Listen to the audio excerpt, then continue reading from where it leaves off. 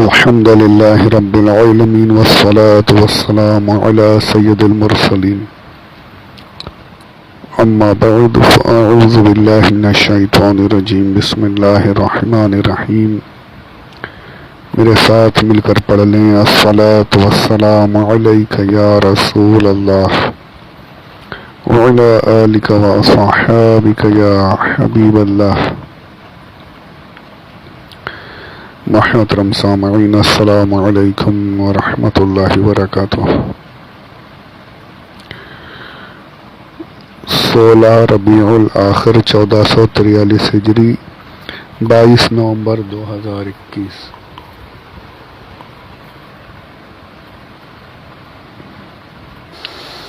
یوم الاثنین دوشنبہ پیر منڈے.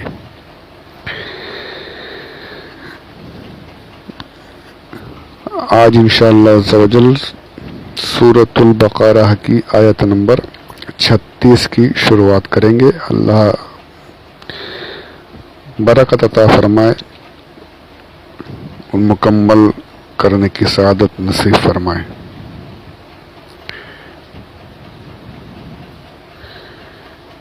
یہ پہلے آیت پاک اور اس کا ترجمہ سماعت فرماتے ہیں. اعوذ باللہ من الشیطان الرجیم بسم اللہ الرحمن الرحیم. فأزلهما الشیطان عنها فأخرجهما مما كانا فيه وقلنا اهبطوا بعضكم لبعض عدو ولكم في الأرض مستقر ومتاع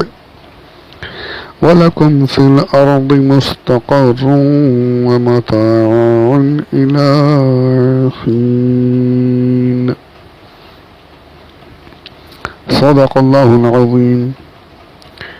امام اہل سنت عظیم البرکت عظیم المرتبت اعلیٰ حضرت الشاہ امام احمد رضا خان فاضل بریلی رحمۃ اللہ تعالی علیہ اس کا ترجمہ کنز الایمان شریف میں اس طریقے سے کرتے ہیں. تو شیطان نے اس سے انہیں لغزش دی اور جہاں رہتے تھے وہاں سے انہیں الگ کر دیا اور ہم نے فرمایا نیچے اترو، آپس میں ایک تمہارا دوسرے کا دشمن اور تمہیں ایک وقت تک زمین میں ٹھہرنا اور برتنا ہے. یہ آیت پاک اور اس کا ترجمہ. اب کچھ اس کی تفسیر کے تعلق سے کتابوں سے آپ کی خدمت میں عرض کرنے کی سعادت حاصل کروں گا. سب سے پہلے تو یہ دیکھیے کہ یہ پچھلی آیتوں سے کیسے جڑی ہوئی ہے. یہ آیت پچھلی آیت میں آپ نے سنا اللہ عز و جل نے جو نعمتیں آدم علیہ السلام کو عطا فرمائی، خلافت کا تاج دیا، فرشتوں سے سجدہ کروایا، جنت میں رہائش عطا فرمائی، حضرت حوا عطا فرمائی، جنت کی نعمتوں کو استعمال کرنے کی اجازت دی. ساری نعمتیں اللہ عز و جل نے پچھلی آیت میں ذکر فرمائی. اب اس آیت میں ایک اور نعمت ہے. وہ نعمت کیا ہے؟ وہ نعمت ہے آدم علیہ السلام کا جنت سے نکل کر زمین پر تشریف لانا. کہ اس تشریف لانے سے بہت سی حکمتیں ظاہر ہوئیں. آپ کے جنت سے نکلنے سے اور زمین پر آنے سے بہت کچھ ہوا جو ظاہری طور پر ہمیں ایسا لگا کہ وہ زحمت ہے. دیکھنا جائے تو ظاہری طور پر جنت سے نکلنا ایک زحمت ہے، لیکن در حقیقت وہ نعمت تھی کہ جنت سے نکل کر آپ نے دنیا کو آباد فرمایا اور پھر جو کچھ ہوا وہ تو پھر ساری دنیا جانتی ہے. بار بار ہمیں اس کا ذکر کرنا مناسب بھی نہیں. تو گویا کہ اس آیت میں اس نعمت کا ذکر ہے اور ساتھ ہی یہ بھی ذکر ہے کہ جو دشمن تھا عدو مبین وہ خاموش نہیں رہا. وہاں سجدہ نہیں کیا، سجدہ نہ کرنے کی بنا پر راندائے درگاہ ہوا، رجیم ہوا، لعین ہوا، جنت سے نکالا گیا، زمین پر پھینکا گیا، تو خاموش نہیں بیٹا. اب اس آیت میں اس کی دشمنی کا ذکر ہے، اس کی دشمنی اور اس نے جو کچھ کیا، حضرت آدم علیہ السلام سے جلن اور حسد کی بنا پر جو کچھ اس نے کیا، ان سب چیزوں کا اس آیت پاک میں ذکر ہے. تو پہلا ہی لفظ جو ارشاد ہو رہا ہے فَأَزَلَّهُمَا الشَّيْطَانُ،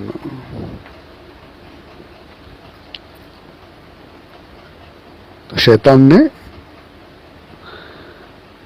جنت سے انہیں لغزش دی. فَأَزَلَّهُمَا الشَّيْطَانُ عَنْهَا، انہا، یہ انہا جو ہے مفسرین نے دو معنی کیے ہیں. ایک تو یہ کہ درخت کی طرف جا رہی ہے یہ ضمیر، کہ درخت کے ذریعے سے شیطان نے انہیں لغزش دی، یا پچھلی آیت میں جو جنت کا ذکر ہے جنت سے لغزش دی. دونوں معنی صحیح ہے، کسی نے وہ معنی کیا ہے، کسی نے یہ معنی. اب جو ازل جو ہے ذلہ کا معنی کیا ہے؟ ازل یہ ذلہ سے بنا ہے. تفسیر نعیمی میں فرماتے ہیں اس کے معنی دور جانا، لے جانا، پھسل جانا. دور جانا، لے جانا، کسی کو لے جانا یا پھسل جانا. یہ تینوں معنی یہاں پر صحیح ہیں کہ شیطان نے آدم علیہ السلام کو پھسلا دیا، آدم علیہ السلام اور حضرت حوا علیہ السلام علیہم السلام، ان کو لغزش دی، جنت سے دور لے گیا، جنت سے پھسلا دیا. تو یہ لفظ جو ہے یہ بڑے قرآن پاک کا، میں نے کئی بار کہا کہ ایک ایک لفظ جو ہے وہ بالکل اس سے بہتر لفظ آ نہیں سکتا. تفسیر نجوم الفرقان میں اس کو اور تھوڑا سا واضح کرتے ہیں مفردات الراغب کتاب کے حوالے کے ساتھ کہ الذلہ فی الاصل استرسال الرجل من غیر قصد. یہ دیکھنی من غیر قصد جو ہے نا، یہ ترجمہ سماعت فرمائے. ذلہ کہتے ہیں بغیر ارادے کے پاؤں کا پھسل جانا، بغیر ارادے کے پاؤں کا پھسل جانا، ارادہ نہیں، بغیر قصد. تو یہ لفظ جو استعمال کیا گیا ہے نا ذلہ، فَأَزَلَّهُمَا الشَّيْطَانُ، یہ یہیں پر حضرت آدم علیہ السلام کی معصومیت ظاہر ہو رہی ہے. پچھلے آڈیوز میں میں نے کہیں پر کافی نہیں بلکہ مختصر ہی، اس پر تو بہت کچھ لکھا گیا، بہت کچھ کہا جا سکتا تھا، میں نے مختصراً کر دیا. اس کے لیے پھر ایک الگ سے اس ٹاپک پر بیان کیا جا سکتا ہے. مختصر میں نے بتایا کہ انبیاء علیہ السلام گناہوں سے پاک ہوتے ہیں، گناہ نہیں کر سکتے. تو یہاں پر بھی وہ بات ثابت ہو جا رہی ہے کہ اللہ عز و جل نے ارشاد فرما دیا، ازلہ فرما یعنی پھسل گئے، پھسلا دیا، بہکا دیا، لغزش دی، لغزش ہوئی آپ سے بغیر قصد، ارادہ نہیں تھا. پھل جو کھایا گیا اس کا ارادہ نہیں تھا، لغزش تھا. وہ میں آگے انشاءاللہ اس کی شروعات، ابھی یہاں تو شروعات ہے، آگے سب تفصیل آئے گی. تو یہ ثابت ہو گیا اس لفظ سے کہ آدم علیہ السلام نے جان بوجھ کر یا ارادتاً خطا نہیں کی، خطا اجتہادی لغزش سے ہوگی.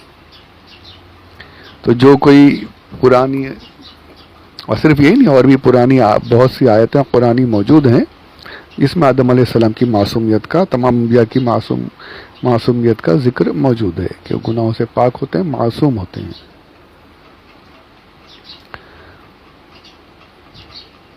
تو اگر کوئی قرآن کی آیت کا سہارا لے کر غلط بیانی کرے اور انبیاء علیہ السلام کو گناہگار اور ظالم ثابت کرنے کی کوشش کرے، وہ خود ظالم ہے، اپنی جان پر ظلم کر رہا ہے، اپنے ایمان پر ظلم کر رہا ہے، ایمان ہی نہیں بچے گا۔ انبیاء کو گناہگار اور ظالم کہے گا، ایمان سے چلا جائے گا۔ قرآن میں موجود ہے، لیکن اس کا معنی کیسے لینا ہے، کیا کرنا، پورا میں نے بیان اللہ کے کرم سے پیچھے کیا ہے۔ تو یہاں بھی یہ لفظ یہی ثابت کر رہا ہے کہ آدم علیہ السلام سے شیطان نے جو ہے آپ کو لغزش دی، اب سے لغزش ہوئی، خطا ہوئی، جان بوجھ کر ارادتاً قصداً آپ نے وہ پھل نہیں کھایا۔